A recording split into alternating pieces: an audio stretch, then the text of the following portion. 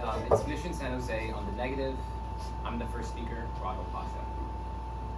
Okay. Everyone's good, I'll get started. Said and I negate the resolution. Our sole contention is the big shortage. Our country is structurally different from those that have bustling high-speed rail systems. As Luke 17 notes, that America's population is spread out consistently across the entire country, making a centralized transportation system physically unfeasible. In addition, O'Toole of the Cato Institute writes that high-speed rail technologies were rendered obsolete in 1958 after the advent of faster and cheaper passenger airlines. Thus, he concludes that less than 2% of the population would use high-speed trains. While being underused and overpriced, a high-speed rail system would pave the way to the destruction of America's prosperity in 3 terrible ways. Subpoint A is budget blasphemy. After record inflation rates this year, Smart Service 22 finds that the inflation rate will hover at 9% and then gradually decline to 3% by the end of 2023. Unfortunately, the skyrocketing supply costs ensure that any high-speed rail endeavor would be nasty, brutish, and expensive. O'Toole furthers that high-speed rail would add $4 trillion in government spending to start up and maintain the project. Hendricks 22 furthers that government purchases flood the economy with money, leading to high inflation and the costs we see in supermarkets today. Because prices decide whether families can afford to meet their ends, Gilo 22 explains that inflation poses a major threat to many Americans. Parado 21 concludes that a 1% increase in inflation results in a 7% increase in poverty.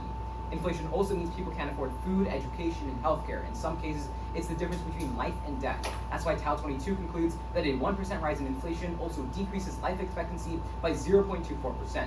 These are frightening statistics. For context, calculations based on NCBI data indicate that a 10% increase in inflation would reduce life expectancy by more than the COVID-19 pandemic did. Subpoint B is the computing game. The U.S. is on path towards recovering from the semiconductor shortage. As Wayne 22 notes, the Senate voted to advance a bill that would provide $52 billion in subsidies to domestic semiconductor manufacturers. However, the industry remains unstable. Schaefer 22 finds that Taiwan semiconductor manufacturing controls 50% of the industry and still cannot meet demand. Semiconductor suppliers are already facing massive constraints, leading to a shortage of chips for consumer products. Thankfully, Takahashi 22 finds that the COVID shortage is about to end as the chip industry has boosted capital spending and demand is starting to slow down. Unfortunately, investing in high-speed rail uses thousands of semiconductors to power the electric tracks and train cars. This reignites the shortage because the supply simply cannot keep up with this new demand. Bazooka 11 finds that high-speed rail projects require semiconductors that can handle high voltage and current. Worsening the shortage would destroy the national health infrastructure. This is because Murray 21 notes that the chip shortage has become a massive industry-wide burden since over 2/3 of medical technology require these chips to measure vital signs and other biomarkers. Prolonging the shortage prevents new inventories and innovations from reaching caregivers, which is crucial as Brunswick 14 notes that every dollar spent on new medical innovation saves patients $7 down the line in medical costs. Ultimately, Hansman 15 finds that if given the opportunity, medical technology could save 10 million lives annually by 2025. Subpoint C is the sky is falling. The airline industry has been a powerhouse of economic growth since its creation. The AFA 22 explains that commercial aviation is responsible for 5% of the American GDP, adding $1 trillion to the economy annually in the form of passenger fees, shipping revenue, and robust supply chains. But COVID recovery requires sustained investment and prioritization. Sorkin 21 clarifies that a minor turndown could bankrupt the entire industry as pilots and aircrafts would lose years of retraining, years of certification requiring years of retraining. Unfortunately, high-speed rail would vanquish any hopes of recovery as the Energy Mix 21 notes that historically governments have opted to eliminate airlines from short-haul travel when trains are available. Problematically, Hacking 21 finds that airlines maximize their profits on the short-haul traffic, allowing them to recoup losses from long-distance flights. Without reliable revenue streams, investors would flock, bankrupting the industry for the second time in 2 years. Crucially, anti-airline hangars nationwide would jeopardize 11.6 million jobs, evaporate capital from the $9 trillion tourism industry, and accelerate a coming recession that could push 100 million people into poverty. Thus, we negate. I think we forgot to start the email chain. We can just share evidence manually. Actually, can we just get your email probably because it's for me? Okay. Actually, We should already have the chain. With the chat, do you want to be on the chain? Let's go with us.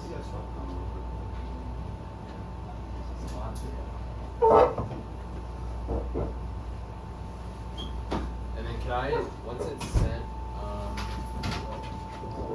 Hey, Shrock, are you starting the chain? Already starting it. Oh, okay. We'll probably just be like handing our computer to you when we share evidence. can you send it in the chain? Yeah, I guess that works. The Wi-Fi's kind of crappy, but Yeah. Okay. We'll just load If it. the chain doesn't work, it's just a lot easier to just show us. Okay. Can we see the can I see the evidence that HSR uses a lot of semiconductors leading to semiconductor shortage? Yeah. And the evidence that HSR sort of lowers the usage of planes. Take the trade-off I lane. can send you this semiconductor argument. Yeah, just put it in the chain. I mislabeled chance that you guys are have. I guess if you could reply when you fix that. Yeah, we have to put next that. Yeah. Okay, sure. Okay, okay, I just got it. Thank you, Haro. Yeah.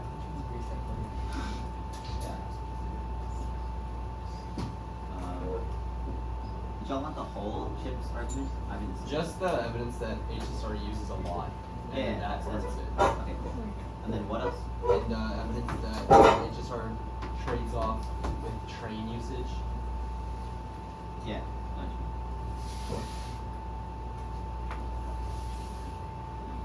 I got both of those. Just give me 1%.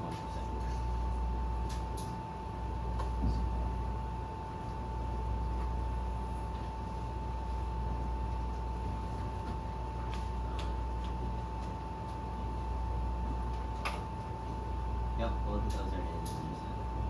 Right. The first one is chip, second one is planes. Pretty obvious though. Alright. And we're good whenever you are.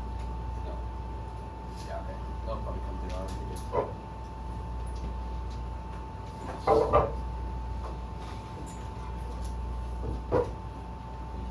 Okay. You get your Wi-Fi is down. Oh yeah. Okay, cool. As a reminder, my name is Arav Aurora. I'll be giving the app constructor for the moment today. If everyone's good to start, let's begin time now. We affirm lack of federal support as high-speed rail Achilles heel.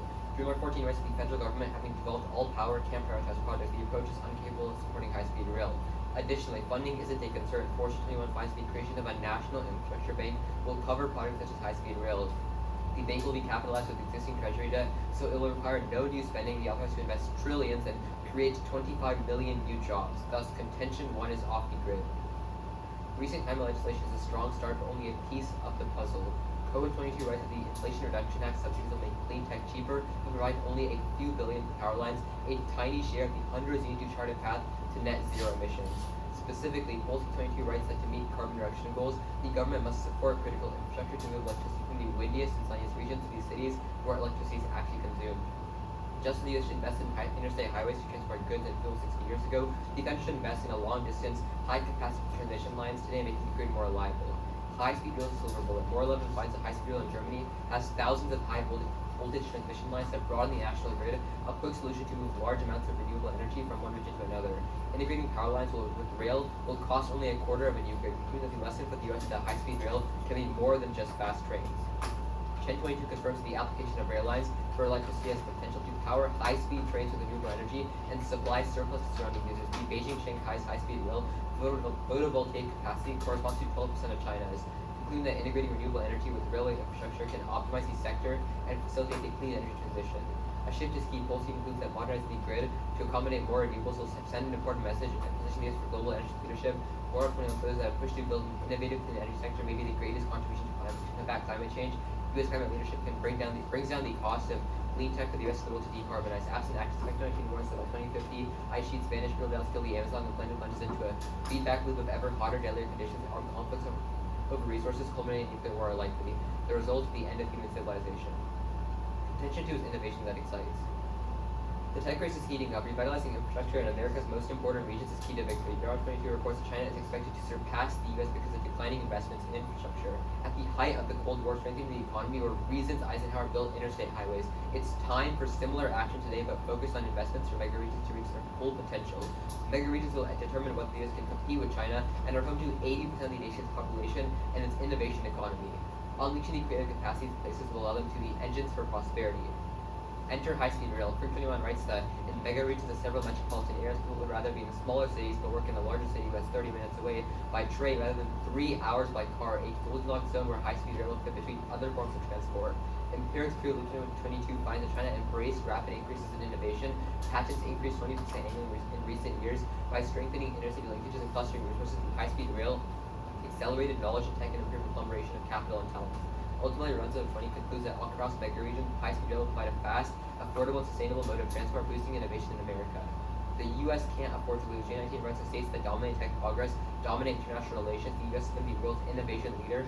Accordingly, stability has been maintained. If China succeeds in mastering the tech of the future before the democratic core, this could lead to a drastic and rapid shift in the balance of power, upsetting global stability. Tech 14 flows a hegemon transition periods and historically been the most destabilizing eras. The rise of new global powers necessitates great power conflict. Devastatingly, Data 15 writes the next great power war would involve nuclear weapons, fighting miscalculation. And Star 15 reminds that a nuclear post-war environment will be too cold in order to grow food. Humans have vanished forever. That's what we have. Can I see on the scene high-speed rail carries the electricity and makes it more green? If you could just show me the laptop. What was the evidence? Basically, high-speed rail makes the grid more green. Is that the four evidence? What's the argument? What's evidence? I just want high-speed rail makes the grid more green. Okay, we'll send in the chain. And I just see the Oh yeah, we can see. Yeah. I got it, Arv. Which one is I'll show you.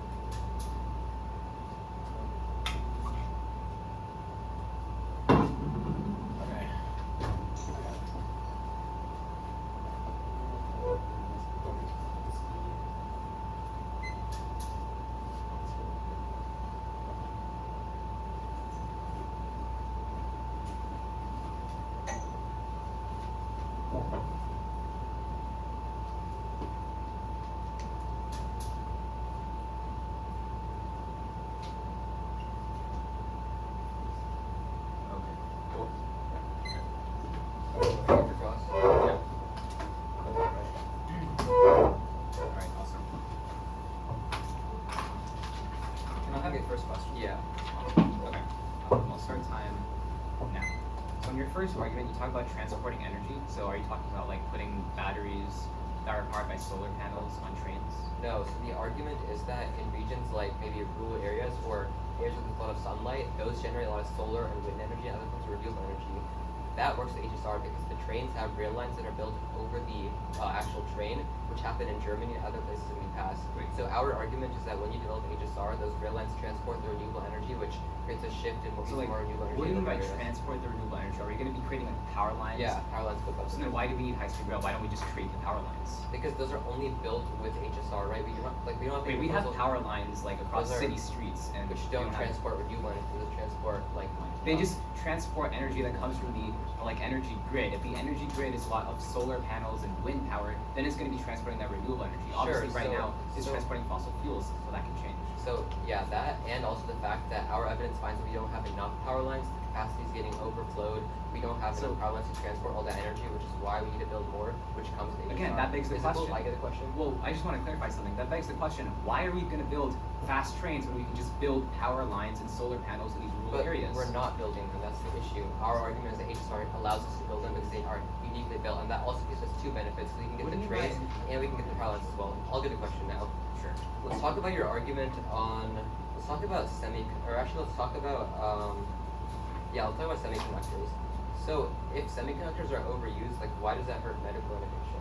Because the vast majority of these semiconductors are made in Taiwanese factories, and they only have a limited supply capacity. So if we suddenly push a lot of demand on these factories, they're not going to have enough, materials or like productive capacity to then meet other demands like medical technology, like green tech. Are you saying the only way to make medical innovation and do those new products is through semiconductors? Yes, because 2/3 of them are powered in some way or the other through electronics that like use semiconductors. And what would be an example of one of those types of things? Yes, like MRI scans, a lot of things. All are powered by either directly or indirectly by semiconductors, like the chips in our laptops. But then why does that require innovation? Like chips are already been developed, so why do we need more innovation on them if we already have them? Well, because medical innovation is continuing. Like we haven't treated every single disease. We haven't created the best form of MRI machines and other medical technologies. But it's more of They're an issue of obviously research, not like innovation.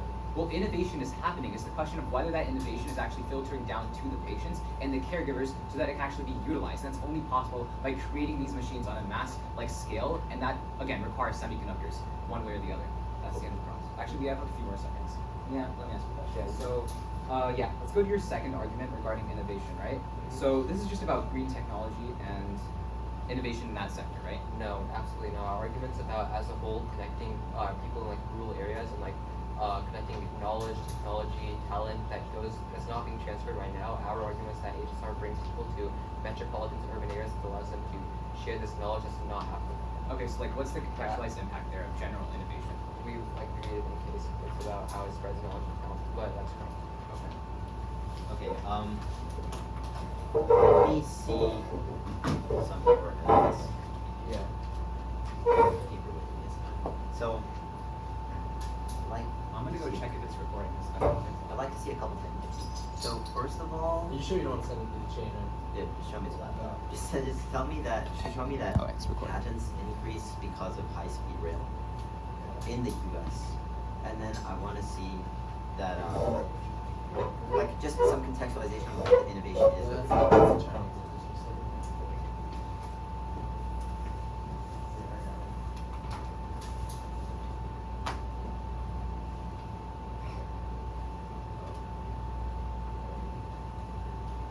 This is the one about how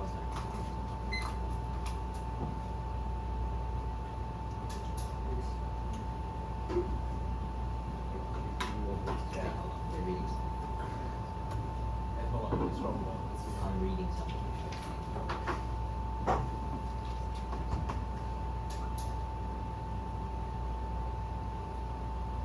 Okay, so wait, now what is the thing you want me to read? I have an article here. Okay.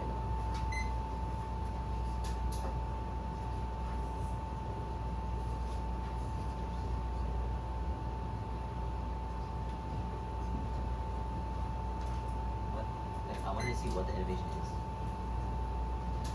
it's not Yeah, but like patents are okay. You know what? It's we fine. don't specify Don't worry. like I mean the evidence It's good. talks about it. Okay. All right. Anything? I think, let's take a few seconds. All right, we'll take some more. So,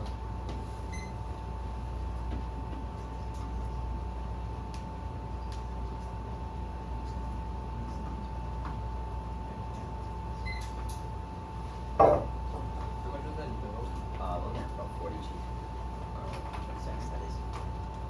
All right. So, the order of this speech will be just addressing the arguments represented in their case, and then we'll be making comparisons throughout the round. Is anyone not ready? Fantastic. Time begins. Now, at the top, they start their case with this massive overview about how there's not going to be any spending because we need to build a new infrastructure bank. Every single infrastructure project they list in their case should have resulted in the creation of this national infrastructure bank. It never did. There's no incentive analysis done as to why we're going to create it for this project. But then second of all, they get lost in the jargon. Their evidence is that we're just going to use existing debt bonds to service the cost of high-speed rail. Yes, this is our argument. The bonds that are already out on the market are the ones that are going to be purchased, but that's money that the government still needs to pay back by printing money, which still increases inflation in the long term, which is why their evidence doesn't take this into account. They create 25 million jobs. Look in the news. CNBC does a report for you and finds that we have an 11.6 million worker surplus inside the United States. Two implications here. Economies that have historically had much more workers and much more jobs than workers have historically been less economically prosperous, which are external links into both of their extinction scenarios. Because one, if people are not, if we have more positions open than people to fill them, that means that the companies that have to operate without employees means that they have to use less green mechanisms in order to do what they do for business models because they have less people to operate the factories and things like that. But then second of all, it implicates against their second argument because it means that the economies are overall less prosperous, which is an external link into a decreasing hegemony. The second reason why you prefer this response over theirs is because creating 25 million jobs at a time when you already have a surplus is only innately going to increase inflation, which is an impact magnifier off of our first argument. Let's talk about their first argument off the grid. I call for every single piece of evidence in this argument as a brief overview. It's all terrible. It says that we just need to be increasing the way that energy gets from the grid to other areas. The US is probably making its grid more green. Their own evidence concedes this, which means we can always create more power lines. For example, look outside. Do you see any high-speed rail? No. Do we still have power lines? Obviously, which means that in the long term we can just build more power. We would just build more power. They say they'd happen in Germany, but Germany's population densities are innately structured. The U.S. already has the mega regions that they talk about because the majority of people are already clustered into metropolitan areas. In Germany, the population density was so high, which is why these societies of scale and agglomeration never needed to happen in the first place. Their empiric doesn't apply. They say that there's more reliability, but the U.S. grid is becoming more reliable in the status quo. All of their evidence concedes this, but then second of all, there's really no unique reason why we can't just use other forms of infrastructure. Maybe not power lines tomorrow, but we can use other forms of infrastructure, like making the current forms of trains we have more green, or making more green investments into cars and planes, which create more high voltage batteries, for example, which are a way to store power moving forward, but B, this also functions as a turn on their case, because our evidence indicates that any investment into high-speed rail trades off with renewable investment in things like cars and planes. Two implications here. One, decreasing investment into these massive industries would deck U.S. economic growth, because these industries are the brunt of the U.S. economic force. But then second of all, when the U.S. has less economic prosperity to things like cars and planes, we're also innately slower to things like innovate military technologies, because innovations have always historically spilled over from the civilian to the military sector. This means we're behind on innovation, which is an external link to their hedge argument on the C2, insofar as there's no new investment that happens into building new military technologies to push back Chinese expansionism. On the climate impact, most climate scientists are in genuine consensus that we're past the point of no return already, which means that there's no uniqueness on this argument. But then second of all of their impacts trigger 20 years down the line when high-speed rail is already built. At that point, I'd argue, if their uniqueness is true and we are emitting more now than ever before, this means we're probably over the edge at that point. But then second of all, our evidence indicates you need to build high-speed rail still, which just creates more emissions. Go to innovation that excites. Never sign your ballots on an argument like this. You don't know what innovation it is that they're talking about. Their evidence just speaks to general patents. You don't know how this affects economic growth. Second of all, our evidence is a comparative for you. High-speed rail technology was made in 1958. Their evidence says an increase happened in 1979 in China when the technology was still new. But the O'Toole evidence says that it's from 1958, which means any new patents that happen aren't new innovations. They're just bringing patents from overseas into the United States. Two implications. No new actual economic growth that they talk about, which doesn't decrease China's grab at hegemony. But then second of all, it also means that there's no actual tangible benefits or terminal impact that they can get. On the argument about decreasing hegemony, there's so many different things that could be perceived as a decline in hegemony. At some point or the other, China's going to perceive that the United States is weaker, which is why they probably just invade, and neither world is starting this time. Okay, can I see the switch from renewable energy or HSR investment trades off the renewable energy spending? Yeah. It's a turn on the C1. You mean the cars and planes? Yeah. Okay. I want to look at that. You wanted the... Yeah, the emo shade. Okay, that'd be great. Thank you. That's cool.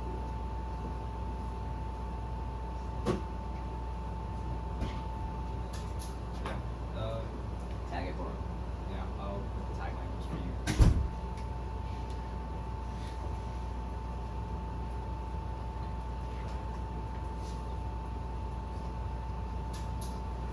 Alright, send. Okay, I'll let you know when I got it.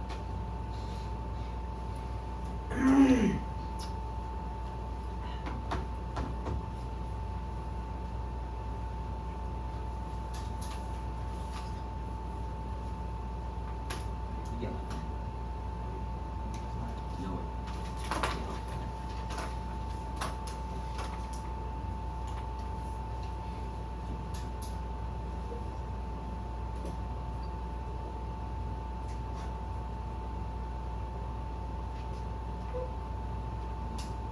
Okay, that's cool. It's the Youngman evidence. Yeah. Okay. Great. We'll start time now.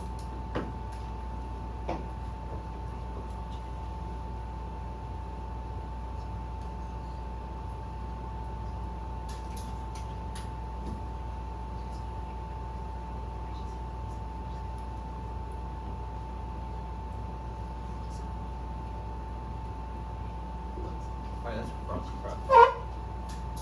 That was 20 seconds. Actually, we'll use a bit more.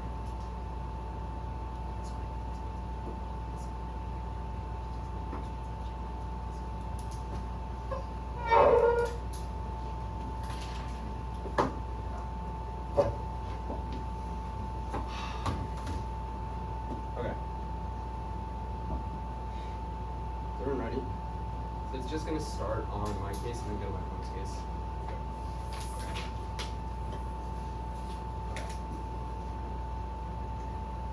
Everyone's good. My time.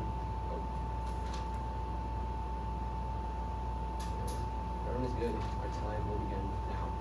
At the top of my opponent's case, we'll concede the argument that the National Infrastructure Bank never gets built, so the terms don't matter, and we'll address the argument about bonds on my opponent's case. Let's go to the contention one about off the grid. The first response they make is that we need to increase other things like power lines. The problem with this is the uniqueness evidence that's dropped at the top of our case. Our evidence is specific. The US has only invested a few $1 billion into transmission lines now with no plan to do so in the future. And we need hundreds of billions of dollars if we want to convert renewable energy from the windiest and sunniest regions to major metropolitans where they need it most. My opponents can't just propose a plan and imagine it's going to happen. The next argument they say is that it didn't work in Germany. But this is not about people riding high-speed rail. Our argument is that high-speed rail is built with transmission lines, and this is what converts and spreads energy from regions that would have never dreamed of accessing it before, which is why there's also places that are very dense like China, but emissions drop dramatically after passing high-speed rail. The next argument they make is that you need cars and green technology. One, the US has already invested in the renewable technology to solve it. Our argument is now about taking that renewable technology and spreading it across the entirety of the United States, which HSR does. And secondly, their evidence is about current transportation. Current transportation is super bad for the environment. We say HSR is net better. It uses renewable energy. Is much more positive. The final argument they make is we're past the point of no return, but they have conceded our evidence which finds that high-speed rail would only take a few years to construct because the federal government would get involved and cut out all the inefficiencies in the process, and we say we still have time to mount a return as long as we act now. Let's go to their case.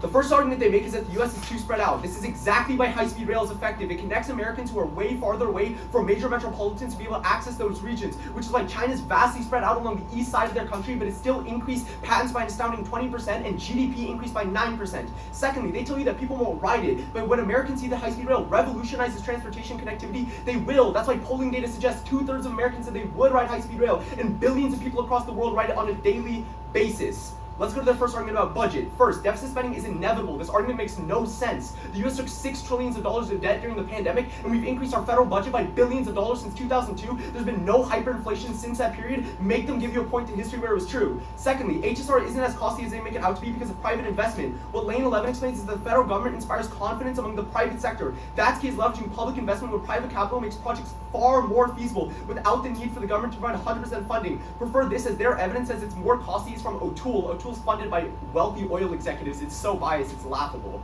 Third, turn it. High-speed rail, if anything, is perfect for the economy now. Harvard 13 finds the benefits far outweigh the cost. Most of the criticism against HSR based upon misconstrued facts. As the economy is starting to emerge now, is a perfect opportunity to invest in the future. When facing a disintegrating infrastructure, the US has two choices: pay now or pay later. The question is whether or not we'll pay down on infrastructure, rather than high-speed rail is a one-time investment as opposed to my opponents constantly fixing a broken system. Finally, turn it. HSR revives US manufacturing. Kunz 11 explains HSR would revive the manufacturing sector by creating a new industry, producing train steel and creating millions of jobs. Or Proc evidence explains this would operate railways, provide jobs to fuel our economy through the recessions of the next 50 years. Prefer this argument on time frame. Even if my opponents are right that they cause a one-time recession, we create economic growth that stimulates the US economy for decades to come. The C2 is literally laughable. One, their evidence says they use 3,000 semiconductors. They read 0 pieces of evidence that this means that there's not going to be enough to do medical innovation. Secondly, HSR uses more powerful semiconductors to power the trains, where they're nowhere near the amount of semiconductors that are needed to be in an MRI machine, which is why they're not applicable. There's no trade-off. And third, there are semiconductors being used around the world in every piece of technology on the planet. This argument should have already happened. On skies falling. One, people don't make the switch. HSR fuels connectivity for short-term travel, but majority of Americans, if you're going from San Diego to New York City, you're still going to use an airline, especially because HSR has so many more stops, which is why these industries still stay afloat, and they have international travel, which keeps them alive. The second problem with this argument is, if anything, HSR benefits the airport industry. Kluglaw from MIT writes, domestic traffic has been reduced as a result of the introduction of HSR. HSR lines appear to serve as successful feeders for international airport in places like Germany. It's empirically disproven. Alright, ready for crossword? Yeah. Now the first question. Just give me 1 sec. I'm going to get my water bottle. Search it. No, I'll come over there. Oh, that's yours. I'm using your computer, so I have to maybe the computer second. Oh, yeah. I don't know if too close with it. We can share. Okay, let me pull my timer. Sorry about this. No worries. Okay. Yeah, that's the first question. Alright, sounds good. So you tell me HSR increases manufacturing, right? Yeah. Are factories bad for the environment? I mean, the net economic benefit dramatically outweighs the factories. Sure, Also, so- these factories are already existing. Our argument is that high-speed rail at least allows these factories to now produce steel and things of that nature. So is the production of steel carbon intensive and bad for the environment? Sure, but Okay, if it's we can have producing, questions. yeah. Okay. Let's talk about your argument on computing game. I'm so Yeah. confused on this argument about semiconductors.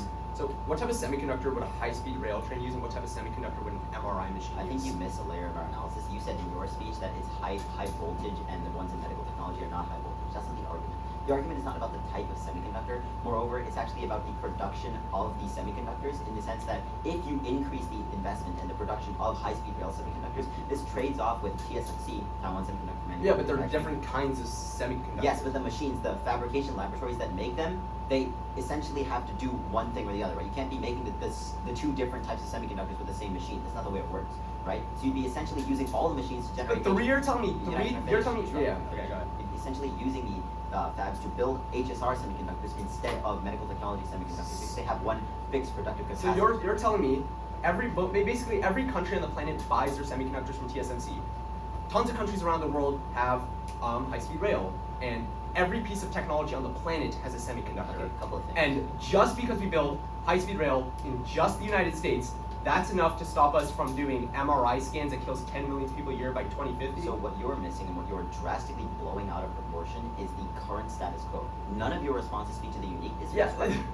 Yeah, okay, go ahead. Which is that right now, you're in a semiconductor shortage. This means that everything that TSMC is producing is being consumed, and we are producing at maximum capacity. So any additional demand, and your argument that you make says high-speed rail gets produced fast, which supercharges our link on the shortage argument, because if HSR gets produced fast, the government places the order tomorrow, which only exacerbates the shortage that we have right now. For a few semiconductors, there's always incoming demand from every few, like iPhone just released iPhone 14. Now they're gonna go up to TSMC and tell you we need 10 trillion semiconductors that phones are gonna sell. Like this argument makes no sense that it's just enough. First of all, Apple gets its semiconductors from a different place. Second of all, even if it's true, the United States ordering the high-speed rail semiconductors because it's the U.S. government, a federal organization stepping in, would obviously pay more money to TSMC, right, to kick everybody else on the production line. That means that it creates a shortage for the other goods because the U.S. wants its product first before any other company because it's a state entity. I think it's overblown, but if you want a question first. Yeah, thank you. So, let's talk about. So on your case, right? Like, did I can? So on. What does this even say? I don't know. I couldn't be able to tell you. So let's talk about how many trains do I need to build to like stop climate change? How many trains do I need? Let's talk about trains. Our argument is that high-speed rail is built with transmission lines. So do those transmission lines that run high-speed rail connect to domestic electricity infrastructure? Like, cause I drove by BART on the way here, and it seemed like it just had one line and like. Well, the BART's very localized. The argument about high-speed rail, building high-speed rail trains, is that they're connected across the entirety of the U.S. So it would, but that's well across. Sure.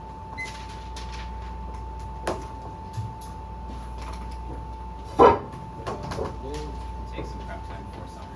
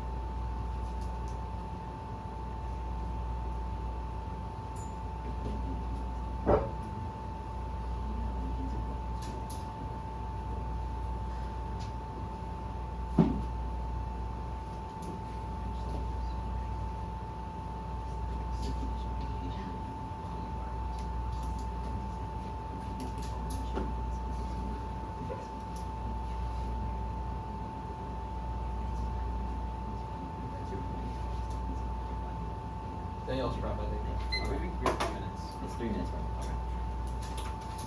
right? It's gonna go our case, then Wang, and then their case, starting on Meg. Okay? Everyone good? Awesome. Okay.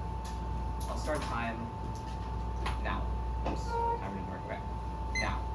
You can easily vote on our second subpoint about chips. What we tell you is that right now the chip industry, it is recovering. After the COVID shortage, they're able to expand their supply lines, but a shock right now to demand will prevent any hopes of recovery. That's why right now the uniqueness here is clear, and that's why in the past, even with iPhone and other electronic chips, this inflation and this shortage did not happen because we weren't seeing inflation as high as we are right now. The link here is very simple. When you build high-speed rail, you require thousands of high-voltage semiconductor chips that are very unique. They distract the entire supply chain from building things like medical technology and green innovation and switch towards high-speed rail. That's terrible because now you're not going to be able to create medical technology that, again, can save 10 million lives per year and also outweighs their case because you're not going to be able to create any green technology like solar panels or the electric grids. All of them in one way or the other rely on some form of electricity, and semiconductors always power them. At that point, let's look at their other responses. They tell you that only 3,000 semiconductors are used. Look at our card. It's 3,000 semiconductors for every train car. And there's maybe 50 or so train cars per train line, and then hundreds of them across the United States. It's not just 3,000, it's hundreds of thousands when you account all the trains that are actually going to be built and the electric tracks that they're going to run on. Their last response here is that these semiconductors are more powerful than like the MRI machines. That's exactly the point. These factories only have a limited capacity to produce these semiconductors. If you're distracting them all to build high-speed rail, you're not going to have the productive capacity to build things like MRI machines and other green technology. At that point, it's very clear you can vote here. The Wang is on our side, and we also link into whatever extinction scenario they talk about green technology. Let's go to our subpoint. Actually, let's deal with their turn about manufacturing. Again, one, manufacturing is really bad for the environment. The production of steel emits millions of tons of CO2 in the atmosphere, and if the biggest impact to the environment is climate change, you're not voting for them on this turn. Let's go to planes. The link here is also very clear. They give you two responses. Both of them can be grouped because A, even if long-term travel still exists, the vast majority of these planes, what the airlines do is they get the majority of their profits from the short-haul travel. So like LA to Los Angeles, from like LA to San Francisco, or New York to Washington, D.C. If the investors see that they don't have that profit margin, they can't risk investing in these airline companies because they think that they're not going to be like able to get that returns on long-term in international flights. That's why the investment goes out the window and the industry completely collapses when you build high-speed rail and you trade off short-term travel with the trains. At that point, the impact is also very clear. An economic collapse and a lack of plane technology also means that you're not going to be able to solve for things like the environment because now the government is too busy dealing with a recession and bailing out the industry. They're not going to be having the money to invest in the auxiliary like power lines that they talk about to transport the energy. At that point, let's go to their case. It's very clean here as well. They have no offense on their C1 simply because the power lines, which is their internal link, has nothing to do with the high-speed rail. The government can obviously just invest in like batteries to power the electric trains. There's no reason why they actually need to use these power lines to build them. If anything, it actually distracts funding away from building better power lines to transit like the electric energy and other renewables. Then secondly, remember the turn on their C1 about how if we do invest in high-speed rail, that distracts funding away from other things like cars and electric airplanes. They tell you that these are not green forms of technology, but our card clearly states that with more government funding into cars and airplanes, what you see is them becoming more electric and green, which solves for climate change in the long term. Okay, we have 2:44 up or 30? Yeah, I think so. 235. 2:35. Great. We'll take that prep. Time will begin now.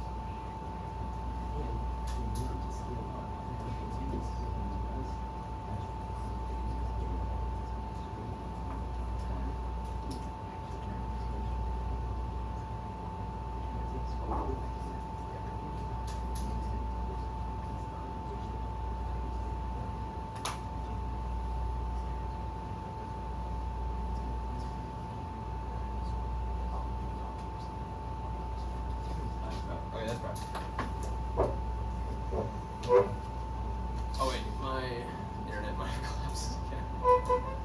Hard to everything.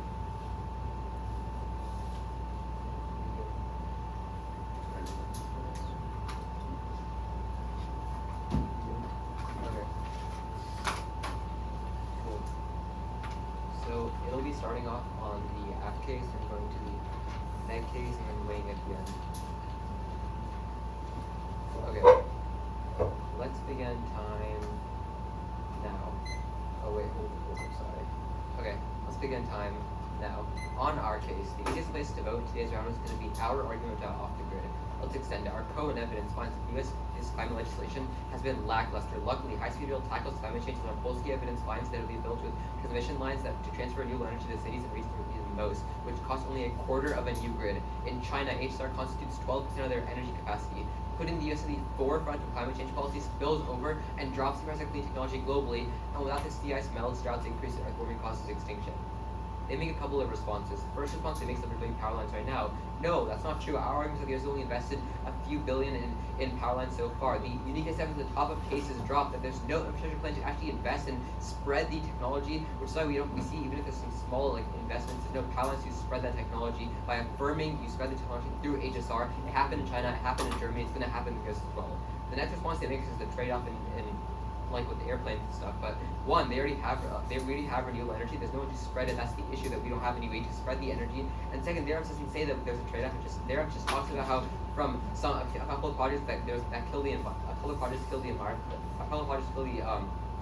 That makes no sense at all. This response isn't warranted. The evidence is horrible. We should call for it. It's atrocious. On their case.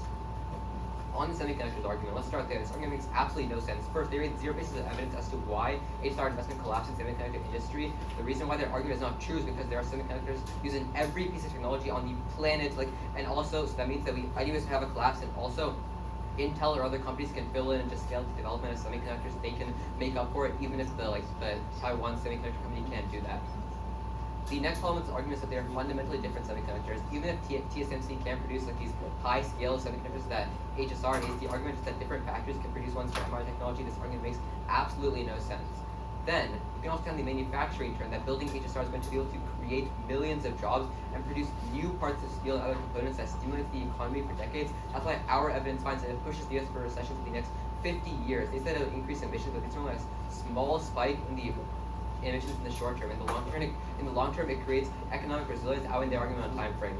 On sky is falling. The turn is completely conceded that HSR increased accessibility to airports, if it moves people over domestic travel, if they want to go from their home to the airports, it actually helps airplanes and increases travel as a whole. This turn is completely conceded and co-opts their impact, because it means that we help with the airplane's innovation. It helps in airplane innovation because it means that we can see that people are getting to the airports more and taking more flights, and HSR connects them. This turn is not mentioned at all in their summary speech. You can vote off there if you don't want to vote on our case. At that point, go to the weighing. We have in scope. We're the only team that actually spreads renewable energy across the globe. The US creates global energy leadership, which spreads it across to nations that would have never imagined accessing it before, which creates technologies that are adopted across the world. They have zero weighing, and we're the best link into global energy leadership, and we outweigh on scope because we impact dozens of countries around the world. They're just talking about a small impact. Are y'all cool with skipping grand? Yeah, that's cool. We can take 30 both ways. 30, that's good. I'd say that's good. Can we do Yeah, a flash Tom. scrap? What's up? It's 30, they said 30, yeah. We'll take it. 30. That's alright with the judge. Sure.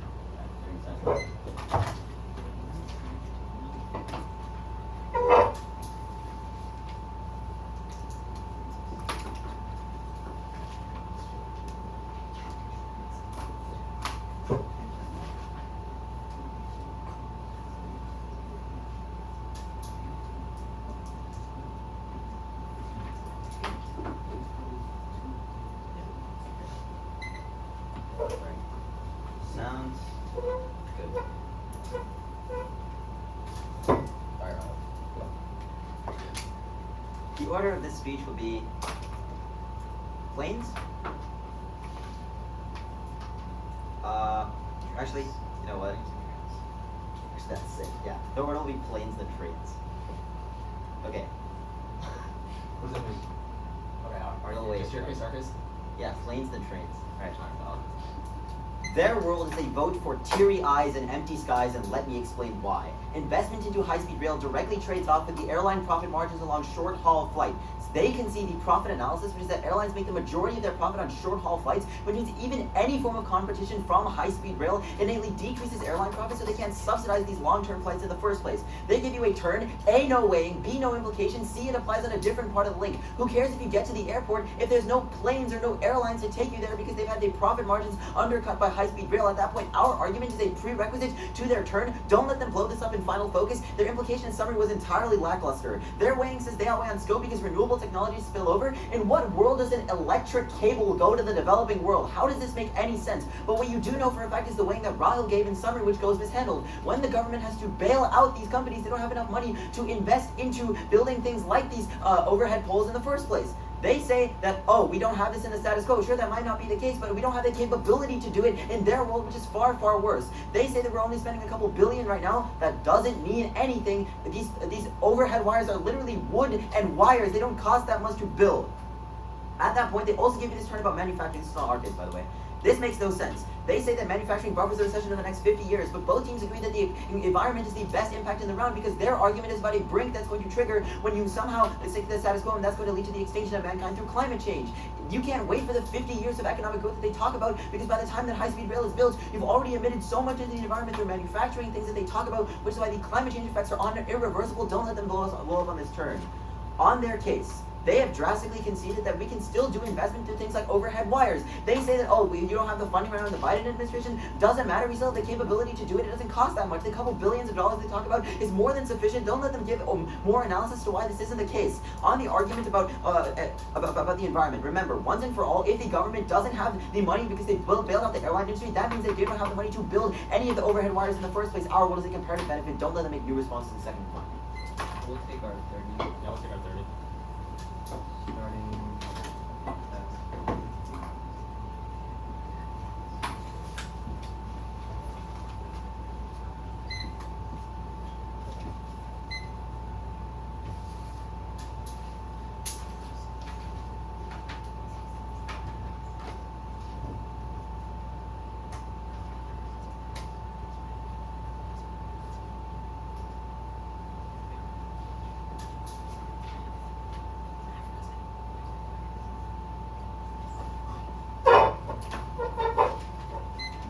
Okay. I'm going to start on their case, my case, back to their case. I'll be very clear about this. Okay. If everyone is ready, my time will begin now. There are two layers in today's debate. One is the economic layer, the other is the one that concerns climate change. We're winning on both. The first place you're voting is our argument about manufacturing. What we explain is that when you construct high-speed rail, it creates millions of jobs through things like producing steel and other components.